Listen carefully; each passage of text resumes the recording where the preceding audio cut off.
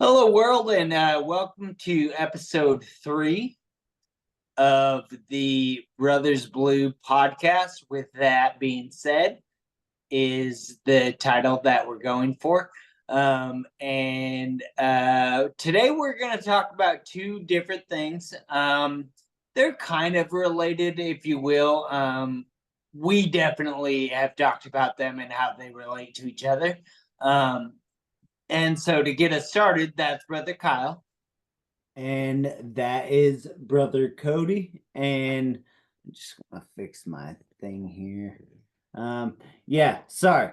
So I am going to share my screen so we can get started with a couple of quotes that I got from a few resources that oh no, sorry.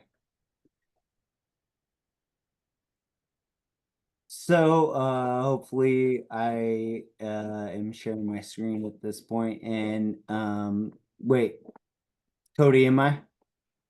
I don't see it. That's all right. But like, yeah, seriously, that's totally fine because I didn't really want to anyways. I will share these resources or these sources. And so the first topic is the Overton window, and it's essentially like a political concept about like what is socially acceptable in order for candidates to get elected. And so this is a quote from the article. The Overton window can both shift and expand. Sometimes politicians can move the Overton window themselves by courageously endorsing a policy lying outside the window, but this is rare. More often, the window moves based on the slow evolution of societal values and norms. So, yeah. So something we actually didn't talk about that I think that whole long quote reminds me of is Newt Gingrich, because Newt Gingrich was like this total I think he was a big advocate, not advocate, he was a big influencer on shifting the Overton window in America.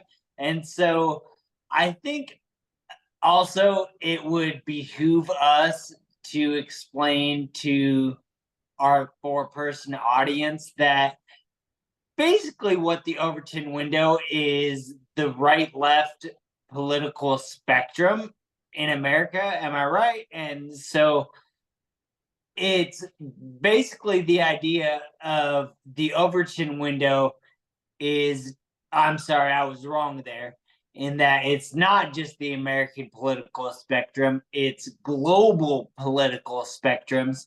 And on the Overton window, on the right side of the political spectrum, is generally where you would find like centrist American politics.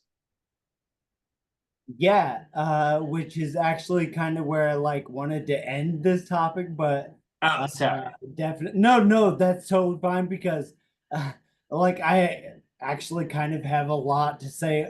I have more to say on this first topic than the second topic for sure. So like that's exactly like the thing about like my personal experience with this subject is that like people act like Joseph Biden and Kamala Harris are these like radical liberals, and it's like they're centrist Democrats. They're capitalists. They're to the right of Bill Clinton. Like, yeah. So yeah, and literally like Kamala Harris did an interview with 60 Minutes the other day where she says, quote, I'm a capitalist. So yeah. And it's funny because like people Donald Trump has literally said she's a Marxist. Oh yeah, that's the Comrade Kamala thing is so absurd to me because first of all, I think of comrade as a cool term, and like I think that's actually something that Steven would also agree with me on, and he actually calls people that, I think. But comrade is like a term of endearment as far as Yeah, I'm concerned. I totally Um, agree. yeah. And but not only that, Kamala is not a fucking communist or a Marxist. She's a capitalist. Yeah, it's really funny. She literally said, yeah, I don't know, but that's all right. And because you were talking about how like the Overton window is being shifted by the right, and it's like, well, yeah, it's being shifted by the right to the right. And Right. one one of like the biggest contributors to this phenomenon is the alt-right. And so another quote from the other article that is on the Overton window. Alt-right built to reward clickability over accuracy. Alt-right figures were able to shift the Overton window in their favor.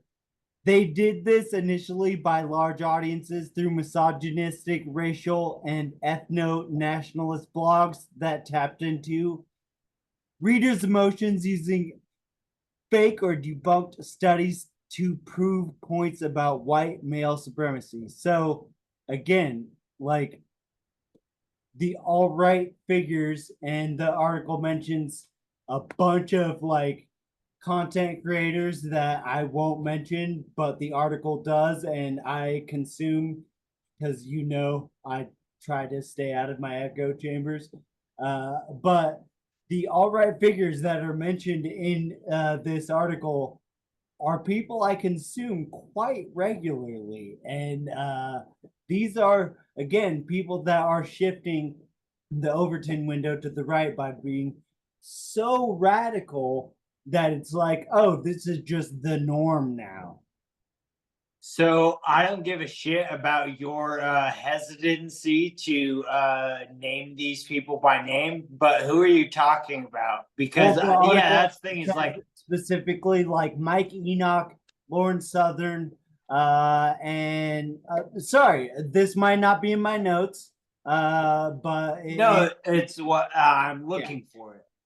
yeah. So like Yep, again, Mike Enoch. those are Yeah, right. yeah, Mike Enoch, Lauren Southern. There's some other people. Oh, yeah. Yeah. So Mike Enoch is just a thorough anti-Semite. So Oh, and well, that's the thing is like I've seen a lot of debates that honestly, like as far as I know, he's been like on the radio silence kind of thing. But a while back I consumed a lot of his alt-right content. Like that's sure. it is by definition. Yeah. Yep, you're right. And so was something that I thought or that I've been thinking about is like there was this weird period of time in like the early 2000s where this kind of happened where the alt-right like formed the Tea Party, and like the Tea Party had like some okay ideas, but like it was just really just alt right shit Yeah, disguised and as disguised as economic like freedom. dude, you're nailing because another Right. thing that was infiltrated by the I alt know right this. literally been proven is the Occupy Wall Street movement. It was Yeah, right. infiltrated by the alt right, and like there's evidence that that happened.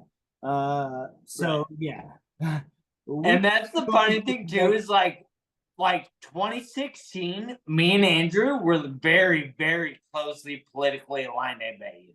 Like I voted for Gary Johnson, I voted for Bernie in the primary. Yeah. yeah, I won't get into it. This is And then he went this way and I went that way. yeah. Well, no, like the reason Bernie Sanders like never became president is because of the DNC, and it's also the reason why a guy by the name of Henry Wallace never the DNC has been like, yeah, but that's a whole different thing. I won't get into that. Do you want to get into our next topic? Yeah, what's the next one? Political participation. Oh yeah. It's actually cool because yeah, I took less. I or well, I yeah, there are less notes for that one. I think. Yeah. Yeah. So Sorry. Let me just see what I have in my notes again. No, and that's fine. And I'll actually go ahead and get us started off Yeah. of some tangential stuff because, yeah, so I think political participation is a very interesting thing because I have gone up and down or like in and out or like less and more so with my political participation at different times. And by that, I more so mean my intake of political information or media because I've always voted. I will always vote. If there's a ballot, I will vote. And so that, in my opinion, is the epitome of political participation is voting. Yes. Yeah. Voting. Like, right? Like, is there anything more like that is the basis of political participation? Right. Yeah. And so I had something to say, but I forgot. So I'm just going to read the quotes that I have. And I'm not going to go into what political participation is because it's a Right. huge, giant definition of what it is. Yeah. But Why do they do that? central to democracy is willingness of citizens to express their preferences. And so Great. this actually goes into what the next point that I want to make is like it like kind of blows my mind that you can be an adult in this world and not want to be like politically active. And the point that I forgot that I was going to make actually is you were talking about being politically engaged your entire life. You didn't say that, but that's the point, or like Yeah. That's kind of, pretty much what I was saying. Yeah. so what's really interesting about my political engagement is that like when we turned 18, it was what 2008 to wait, yeah. Anyways, it was like midterm elections were coming up. And then the first presidential election I was able to vote in was the first Obama election. Right? Yeah. So obviously I voted for Obama. But the thing is, I always got my ballot and researched the initiatives and the candidates and what was on there. But the point I want to make is that it was really weird and like I don't like to get into the personal stuff a whole lot, but like you know this about me. I was getting sober right at the time of the 2016 election, and that is the only presidential election I've been old enough to vote in that I didn't. The 2016 election. Is there a reason you didn't? Again, like I just said, I was getting like, yeah, I was. This is the only time in my life that I wasn't really politically Oh, engaged it's when you were getting because clean. I was focused on something else. Okay. Yeah. Sure. Yeah, that's Like fine. life changing. Yeah. Yeah, I get it. Whatever. You're a pussy. Right. Getting clean? What? Come on, man. Only pussies get addicted to stuff. Whatever. Uh yeah. Um what's an alcoholic? A person who's addicted drinking alcohol. I was hoping you would catch the irony of me taking a shot right after I said that. So Yeah, that's why I said what I said. The quote from the politician. Yeah. What's an alcoholic? a person who's addicted to drinking alcohol. Yeah, exactly. And so the last quote I will read from my notes. Look, quote unquote notes. Yeah. Uh is recent studies have also demonstrated that people participate more in response to recruitment or mobilization. Both terms refer to efforts by one person to increase the activity of another.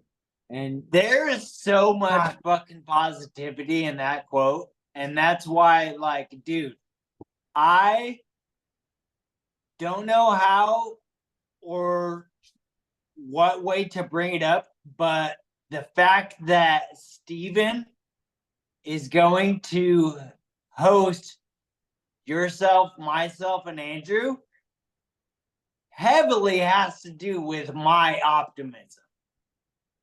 yeah, absolutely. The way I see it, to simplify it, is you are the reason this is happening.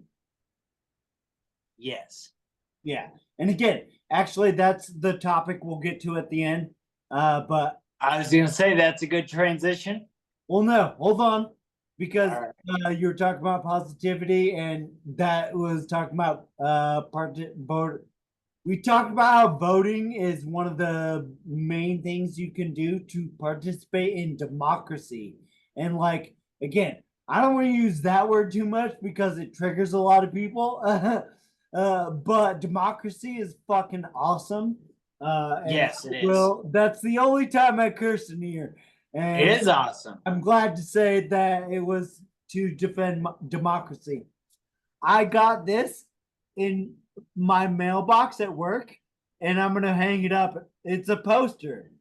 Yeah. And like, sorry, it says like know your laws, and yeah, it's dude. Cool. Yeah, no, it's just Right. it's really Yeah. positive too. Like, yeah. Yes. Yeah.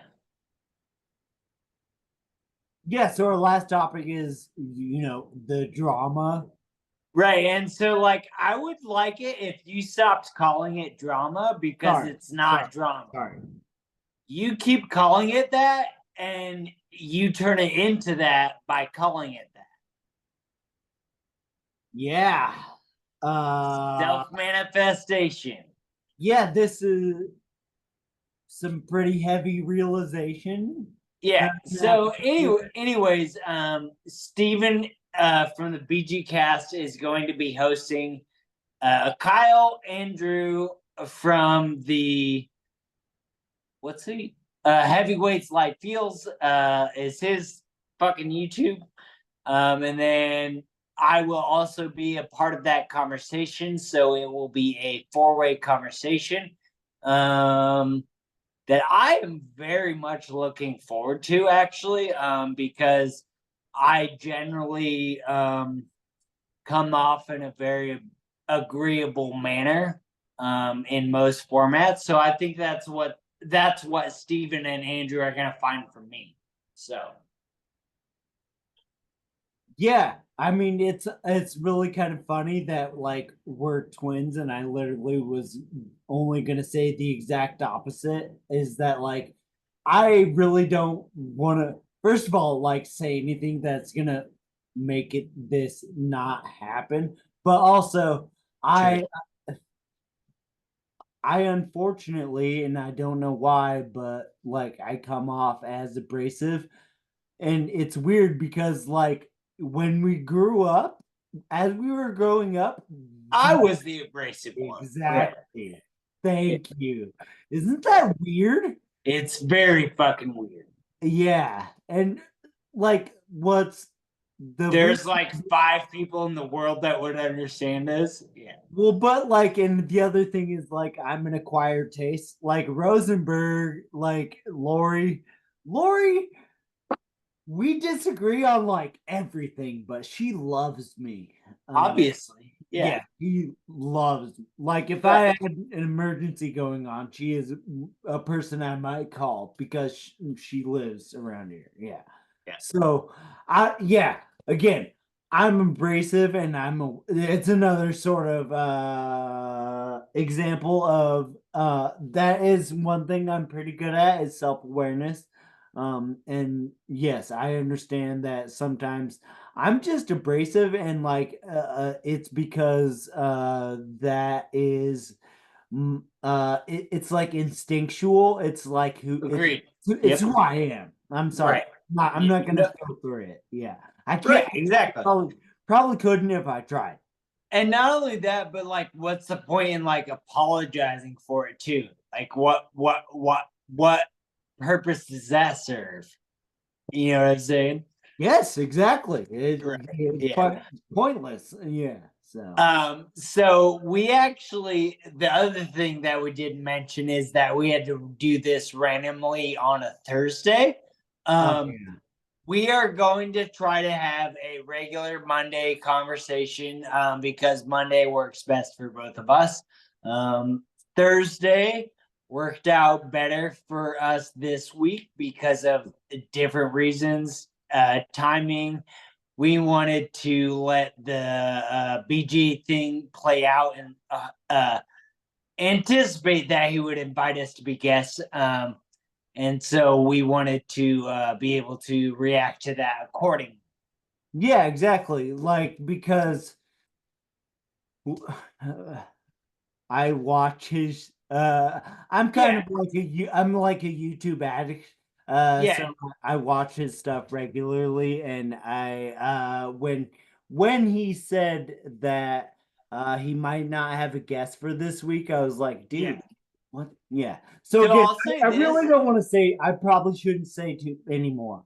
Yeah, no, and that's so I'll say something complimentary. And so he had this, and you are rewatching it, or I'm rewatching it right now because but Chris Matthew is not someone I think that I would agree with him on a lot of different things. And not only that, I really like his like overall presence and vibes. So yeah, I think that if Forbidden Knowledge News, which is what he does, is going to be behind him, that's not the worst thing. I think that guy's all right. Yeah, I completely agree because of your like invitation to the network, Forbidden Knowledge News Network or whatever. Um, Yeah. and again, I talked about how I watched the video that he did with Andrew along Oh yeah. a while Right. ago, Yeah.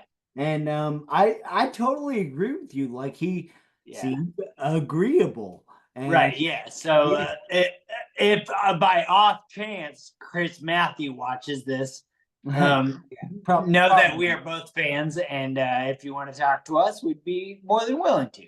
Yeah, that So, would honestly be awesome. all Um, right. So with that being said, knowledge is power. Francis Bacon.